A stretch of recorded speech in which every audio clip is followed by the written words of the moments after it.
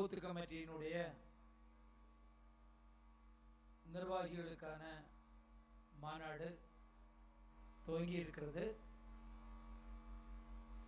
குமரி கோட்டத்தினுடைய மாநாடு இது.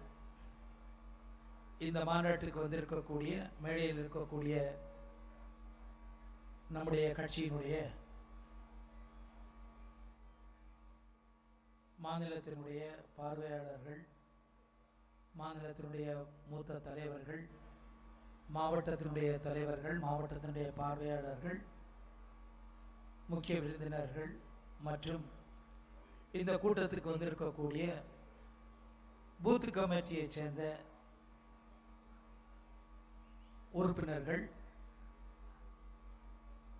பூத்தில் இருக்கக்கூடிய நிர்வாகிகள் ஆகிய அனைத்து சகோதர சகோதரிகளுக்கும் என்னுடைய வணக்கங்களை தெரியப்படுத்திக் கொள்கிறேன். சகோதரர்களே, சகோதரிகளே, பாரதிய ஜனதா கட்சி இன்னைக்கு நம்முடைய நாட்டில் மிக ஒரு வலிமையான ஒரு கட்சி. 19 மாநிலங்கள் ஆளக்கூடிய ஒரு பிரம்மாண்டமான ஒரு கட்சி. பஞ்சாயத்து முதல் பாராளுமன்றம் வரைக்கும் பாரதிய ஜனதா கட்சி இன்னைக்கு வலிமையான ஒரு கட்சியாக இருந்து கொண்டிருக்கிறது. நாட்டில் அதிகமான எம்எல்ஏக்கள் இருக்கக்கூடிய கட்சி அது பாரதிய ஜனதா கட்சி. அதிகமான பாராளுமன்ற உறுப்பினர்கள் இருக்கக்கூடிய கட்சி பாரதிய ஜனதா கட்சி. அதிகமான உள்ளாட்சி பிரதிநிதிகள் இருக்கக்கூடிய கட்சி பாரதிய ஜனதா கட்சி. மத்தியிலையும் 3வது முறையாகவும் நரேந்திர மோடிஜி அவர்களுடைய தலைமையில் நம்முடைய பாரத பிரதமர் மரியாதைக்குரிய நரேந்திர மோடிஜி அவர்களுடைய தலைமையில் 3வது முறையாகவும் ஒரு வலிமையான ஒரு ஊழல் குற்றச்சாட்டு கூட சொல்ல முடியாத அளவுக்கு இருக்கக்கூடிய ஒரு மிகப்பெரிய பிரம்மாண்டமான ஒரு கட்சியினுடைய அங்கத்தினர்கள் நாம் இதில் பெருமை கொள்ள வேண்டும். இன்றைக்கு இவ்வளவு மிகப்பெரிய வலிமையாக பாரதிய ஜனதா கட்சி உருவாயிருக்கிறதுக்கு காரணம் நம்ம அத்தனை பேருடைய உழைப்பினால ஏற்பட்டிருக்கக்கூடிய ஒரு மாற்றம் தான். பாரதிய ஜனதா கட்சிக்கு இருக்கக்கூடிய எதிர்ப்பு மாதிரி வேற எந்த ஒரு கட்சிக்கும் இந்த நாட்டில் இல்லை. நம்முடைய நாட்டில் இருக்கக்கூடிய அனைத்து கட்சிகளுமே பாரதிய ஜனதா கட்சிக்கு எதிராக பல்வேறு விதமான குற்றச்சாட்டுகளை சொல்லி இருக்கிறாங்க. இது ஒரு பிராமணிய கட்சி, இது ஒரு வடக்கித்திய கட்சி, இது இந்த நாட்டில் இருக்கக்கூடிய பட்டியலின மக்களுக்கு எதிரான கட்சி, இஸ்லாமியர்களுக்கு எதிரான கட்சி, கிறிஸ்தவர்களுக்கு எதிரான கட்சி. இப்படியெல்லாம் இந்த கட்சியை பற்றி எவ்வளவு தூரம் அவதூறுகள் சொல்லணுமோ அவ்வளவு அவதூறுகள் சொல்லியும் கூட இன்னைக்கு பாரதிய ஜனதா கட்சி இன்னைக்கு இந்த நாட்டில் ஒரு வலிமையான ஒரு கட்சியாக உருவாகி இருக்கிறதுன்னு சொன்னாச்சினால் அதற்கு காரணம் நம்முடைய பூத்தினுடைய வலிமைதான், நம்முடைய அமைப்பினுடைய வலிமைதான். இவ்வளவு எதிர்ப்புகளை மீறி இன்னைக்கு பாரதிய ஜனதா கட்சி இத்தனை மாநிலங்களிலையும் மீண்டும் மீண்டும் நம்முடைய மத்தியில் ஆட்சிக்கு வருவதற்கு காரணமாக இருந்து கொண்டிருக்கிறது. சகோதரர்களே, ஒரு 15-20 வருடங்களுக்கு முன்னாடி எல்லாம் நம்முடைய நாட்டினுடைய வடகிழக்கு மாநிலங்கள்ல பாரதிய ஜனதா கட்சிக்கு ஒரு பஞ்சாயத்து பிரசிடென்ட் கூட இல்லை. ஒரு பஞ்சாயத்து பிரசிடென்ட் கூட நம்மளால பார்க்க முடியாத அளவுக்கு வடகிழக்கு மாநிலங்கள் இருந்தது. 80% கிறிஸ்தவர்கள் இருக்கக்கூடிய பகுதிகள், 70% கிறிஸ்தவர்கள் இருக்கக்கூடிய பகுதிகள், மைனாரிட்டிகள் இருக்கக்கூடிய பகுதிகளாக இருந்த அந்த மாநிலங்கள் எல்லாம் இன்னைக்கு பாரதிய ஜனதா கட்சி ஆளக்கூடிய மாநிலங்களாக மாறி இருக்கிறது. அசாமில் பாரதிய ஜனதா கட்சியினுடைய ஆட்சி 3வது முறையாகவும் இருந்து கொண்டிருக்கிறது.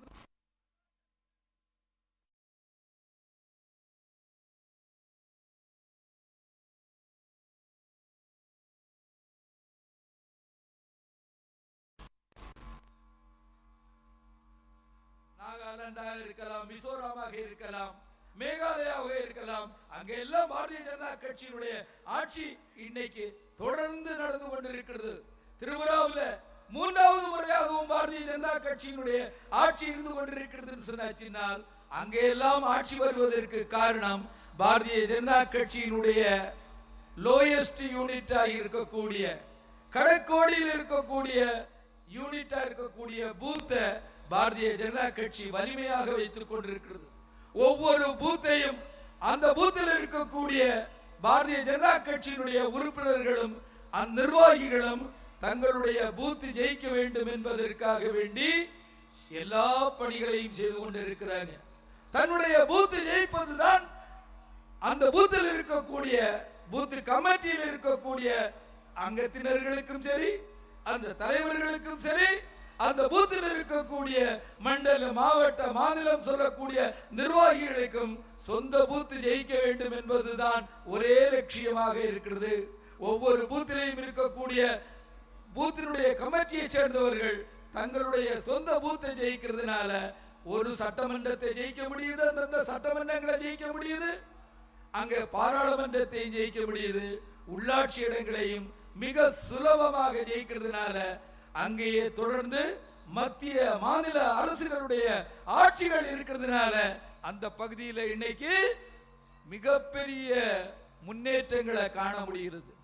முன்னாடி அங்கே எல்லாம் தனிநாடு கேட்டும் தனி கோரிக்கைகளை கேட்டும் பிரிவினவாதங்களை சொல்லியும் அங்க ஆர்ப்பாட்டங்களும் போராட்டங்களும் மிக சட்ட ஒழுங்கு இல்லாத ஒரு நிலைமையும் இருந்தது. ஆனால் பாரதிய ஜனதா கட்சி ஆட்சிக்கு வந்ததுக்கு அப்புறம் இன்னைக்கு மிகப்பெரிய ரோடுகள், மிகப்பெரிய ஃபேக்டரிகள், மிகப்பெரிய முன்னேற்றங்கள், வேலை வாய்ப்புகள் பெருகி இருக்கிறது. இன்னைக்கு ரயில்கள் போகாத இடங்கள் இல்ல, அந்த மலைப்பகுதிகளில் கூட தடல்களை உருவாக்கி ரயில்கள் சென்று கொண்டிருக்கிறது. இப்படி ஒரு மிகப்பெரிய ஒரு மாற்றத்தை அங்க காண முடியுது. வடகிழக்கு மாநிலங்கள்ல 20 வருடத்துக்கு முன்னாடி ஒரு பஞ்சாயத்து பிரசிடண்ட கூட பார்க்க முடியாத இடத்துல பார்க்க முடியுதுன்னு சொன்னாச்சினால் ஏன் நம்முடைய தமிழகத்துல நம்மளால ஆட்சிக்கு வர முடியல? இது ஒரு தெய்வீக பூமி, இது ஒரு தெய்வீக பூமி. நாயன்மார்களும் ஆழ்வார்களும் தவம் இருந்த பூமி, சித்தர்கள் வாழ்ந்த பூமி, இறைவனுக்காக வேண்டி தங்களை அத்தனையும் தியாகம் செய்தவர்களுடைய பூமி இது. தேசத்துக்காக வேண்டி தன்னுயிர் ஈழ்ந்த, தேசத்துக்காக வேண்டி தங்களை அர்ப்பணித்துக் கொண்ட மிகப்பெரிய தியாக பரம்பரை வாழ்ந்திருக்கக்கூடிய இந்த தமிழகத்தில், இந்த தெய்வீக தமிழகத்தில் நம்மளால ஏன் ஆட்சிக்கு வர முடியல அப்படின்னு யோசனை பண்ணால் மக்கள் எல்லாம் பாரதிய ஜனதா கட்சியினுடைய பக்கம் இருக்கிறாங்க. ஆனால் பூத்துல நாம வலிமையாக இல்லை அப்படின்னுள்ளதுதான் நமக்கு நாம கண்டறியப்பட்ட விஷயமாக இருக்கிறது. பூத்துல இருக்கக்கூடிய நமக்கு நம்முடைய பூத்தை வெற்றி பெற செய்வதற்கான வழிமுறைகள் நமக்கு தெரியல. ஆகையால தான் நாம இன்னைக்கு வரக்கூடிய 2026 தமிழகத்துல பாரதிய ஜனதா கட்சி தேசிய ஜனநாயக கூட்டணி ஒரு மிகப்பெரிய வெற்றியை காண வேண்டும் என்று சொன்னால் நாம் பூத்தை வலிமை உள்ளதாக மாற்றணும். பூத்தில் இருக்கக்கூடிய பூத்து கமிட்டியை சேர்ந்தவர்கள் தங்களுடைய பூத்தை வெற்றி பெற செய்வதற்கான அரசியல் ரீதியான பணிகளை பூத்தில் செய்ய வேண்டும் என்பதற்காக தான் நாம ஒரு பணியை இன்னைக்கு தொடங்கி இருக்கிறோம். பூத்தை வலிமைப்படுத்துவதற்காக வேண்டி நம்முடைய தமிழகத்தை சேர்ந்த 1800க்கும் மேற்பட்ட காரியகர்த்தர்கள் ஒரு காரியகர்த்தா 3 பூத்துக்களை கவனம் கொடுப்பதற்காக அந்த 3 பூத்திலையும் 3 நாள் தங்கி இருந்து அந்த பூத்தில் இருக்கக்கூடிய ஒவ்வொரு உறுப்பினர்களையும் சந்திச்சு அந்த பூத்தை அரசியல் ரீதியாக எப்படி வலிமைப்படுத்துவது என்பதை பற்றி எல்லாம் அவர்களுக்கு சொல்லிக் கொடுத்து அந்த பூத்தை வலிமைப்படுத்தி அப்படிப்பட்ட பூத்து வலிமைப்படுத்தி இருக்கக்கூடிய பூத்துக்களுடைய ஒரு சங்கமமானது, பூத்து கமிட்டியினுடைய ஒரு கூட்டமானதுதான் இங்கே இன்னைக்கு மிகப்பெரிய அளவில் பிரம்மாண்டமான ஒரு கூட்டத்தை நாம இன்னைக்கு பார்க்க முடியுது. இந்த கூட்டத்திற்கு இன்னைக்கு நம்முடைய உள்துறை அமைச்சர் மரியாதைக்குரிய அமித்ஷாஜி அவர்களும் உங்களை பார்த்து உங்களுக்கு வழிகாட்ட இருக்கிறார்கள்.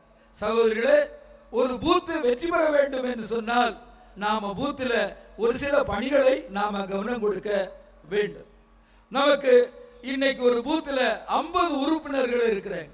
நாம ஒரு பூத்து கமிட்டி அமைச்சிருக்கோம் சொன்னாச்சுன்னா அந்த பூத்துல குறைந்தது 50 உறுப்பினர்கள் நம்முடைய பூத்துல இருக்கிறாங்க.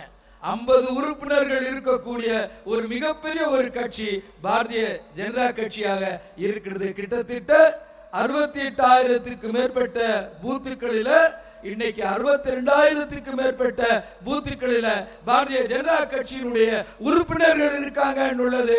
இன்னைக்கு தமிழகத்தில் ஒரு மிகப்பெரிய சரித்திரத்தை நாம் இன்னைக்கு படைச்சிருக்கோம்.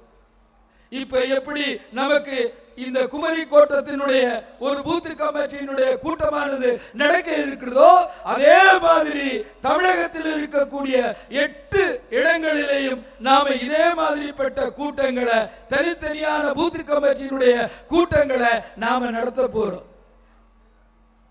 இது ஏதோ கூட்டத்திற்கான சேர்க்கக்கூடிய கூட்டம் அல்ல, இது உண்மையான ஒரு பூத்து கமிட்டியினுடைய கூட்டம்.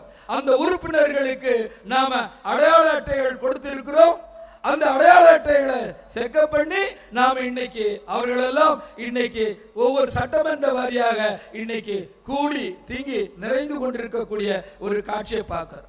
ஒரு பூத்தை வெற்றி பெற வேண்டும் என்று சொன்னால் அந்த பூத்தில் இருக்கக்கூடிய 50 உறுப்பினர்களுக்கும் இது என்னுடைய பூத்து, இதை ஜெயிக்க வேண்டியது என்னுடைய கடமை, இந்த பூத்தை வெற்றி பெற கொடுக்க வேண்டியது என்னுடைய கடமைன்னு உள்ள ஒரு உணர்வானது நமக்கு முதல்ல வர வேண்டும்.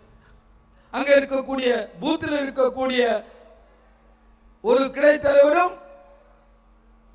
மற்ற அங்கத்தினர்களும் அந்த உறுப்பினர்கள்ல கமிட்டியில ஒரு BLA 2 இருப்பாங்க, பூத் லெவல் ஏஜென்ட் இருப்பாங்க,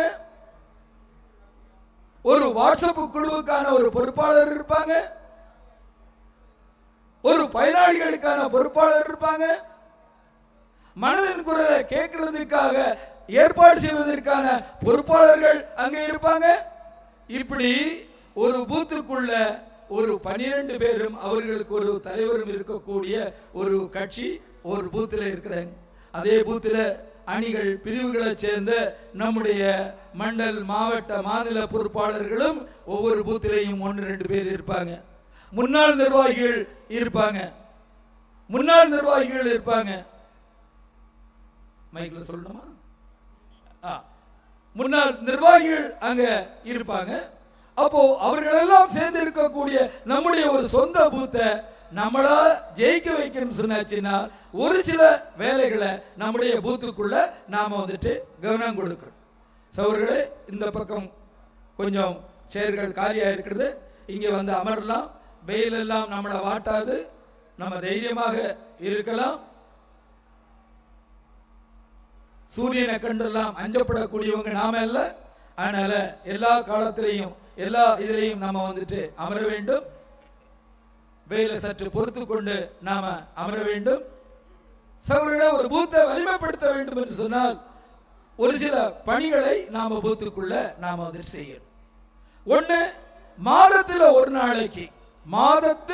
நாளைக்கு முதல் செவ்வாய்க்கிழமை அன்னைக்கு பூத்தில் இருக்கக்கூடிய அத்தனை நிர்வாகிகளும் அந்த பூத்துல நீங்க குறைந்தது 5 மணி நேரத்தை உங்க பூத்துக்கு நீங்க நேரம் செலவு பண்ண வேண்டும்.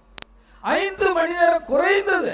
5 மணி நேரத்துக்கு மேல நீங்க கொடுக்கலாம், ஆனால் குறைந்தது 5 மணி நேரத்தை உங்களுடைய பூத்துக்காக நீங்க செலவு பண்ண வேணும். பூத்தில் இருக்கக்கூடிய உறுப்பினர்களை சந்திக்கிறது, பூத்தில் இருக்கக்கூடிய முக்கியஸ்தர்களை சந்திக்கிறது, பூத்தில் இருக்கக்கூடிய நம்முடைய தோழமை கட்சிகளை சேர்ந்தவங்களை நாம சந்திக்கிறது, சமுதாய தலைவர்களை நாம சந்திக்கிறது, பூத்து கமிட்டி கூட்டத்தை ஒன்னாக கூட்டி உட்கார்ந்து நாம பல்வேறு விஷயங்களை பற்றி எல்லாம் நாம சர்ச்சை செய்கிறது.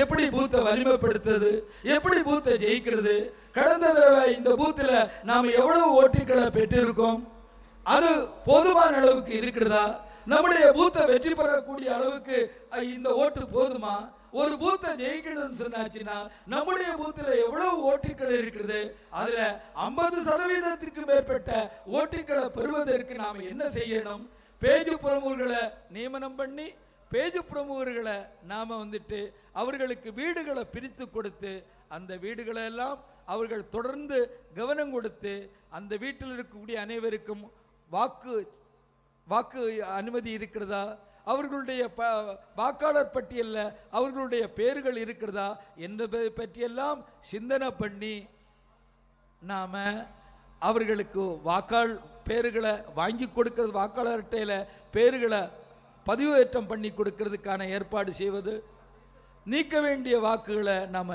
நீக்கிறது, ஓட்டுக்களை எல்லா பேரும் வாக்களிக்க வேண்டும் என்புள்ள உணர்வுகளை நாம் ஊற்றுறது. கிட்டத்தட்ட 25% 30% பேர் வாக்கு போடுறதுக்கே வாரதில்லை, ஓட்டளிக்கிறதுக்கே வாரதில்லை.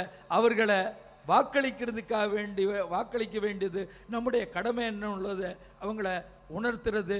வாட்ஸ்அப்பு குழுக்களை உருவாக்குறது, வாட்ஸ்அப்பு குழுக்கள் மூலமாக நம்முடைய நல்ல செய்திகளை எல்லாம் அவர்களுக்கு பகிர்ந்தளிக்கிறது, நிகழ்ச்சிகளை அவர்களுக்கு உணர்த்துறது.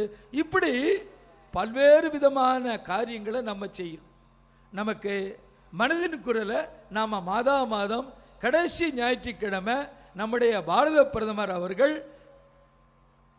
காலையில் 11:30 மணிக்கு தமிழில் அவர் பேசுகிறார். அப்போ தமிழில் இருக்கக்கூடியதை நாம் கேட்கணும். அரை மணி நேரம் பேசுகிறாங்க. அப்போ ஒரு பூத்தில் இருக்கக்கூடிய அனைத்து உறுப்பினர்களும் நம்முடைய கட்சிக்காக வேண்டி நல்ல மனசோட நமக்கு உதவி செய்யக்கூடியவர்களும் நம்முடைய குடும்பத்தினர்களும் ஒன்றாக சேர்ந்து ஒரு இடத்துல இருந்து மனதின் குரலை கேட்கணும், அதை ஃபோட்டோ எடுக்கணும், அதை சரலாப்பில் பதிவேற்றம் செய்யணும்.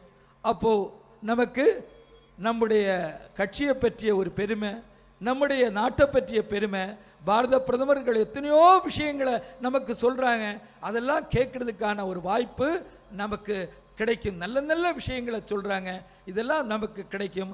ஆகையால் நாம் இதையெல்லாம் உணர்ந்து நாம் நம்முடைய பூத்தில் வரக்கூடிய 31ஆம் தேதி கடைசி ஞாயிற்றுக்கிழமை பாரத பிரதமர் பேச இருக்கிறாங்க. அவசியம் நம்முடைய அத்தனை பூத்திலையும் குறைந்தது 50 பேராவது இருந்து நம்முடைய மனதின் குரலை கேட்கணும். அதை உடனடியாக சரலாப்பில் நாம்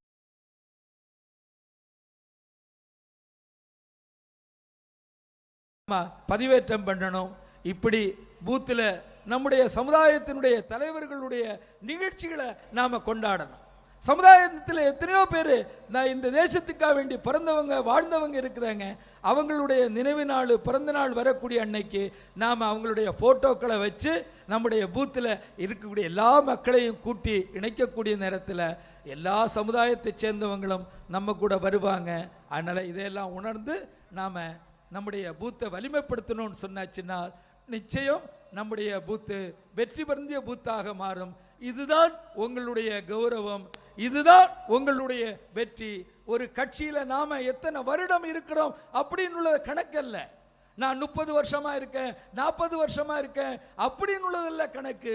என்னுடைய பூத்து ஜெயிக்கப்பட்டதா, என்னுடைய பூத்தில் தாமரை விரிந்ததா அப்படின்னுள்ள ஒரு எண்ணம், உணர்வுகள், அப்படிப்பட்ட ஒரு செயல்பாடுகள் நம்முடைய பூத்தில் இருந்துன்னு சொன்னால் நிச்சயம் நம்மளால் பூத்தை வெற்றி பெற முடியும். அதனால் அப்படிப்பட்ட ஒரு கூட்டத்தை சேர்ந்த ஒரு அருமையான அற்புதமான தொண்டர்கள் இங்கே கூடியிருக்கக்கூடிய பார்க்கக்கூடிய நேரத்தில் ரொம்ப பெருமையாக இருக்கிறது. எங்கெல்லாம் காலி இருக்கிறதோ அங்கெல்லாம் நம்முடைய தொண்டர்கள் உடனடியாக வேகமாக வந்து உட்கார வேண்டும் என்று கேட்டுக்கொண்டு நிறைவு செய்கிறேன். நன்றி, வணக்கம். பாரத் மாதா கி.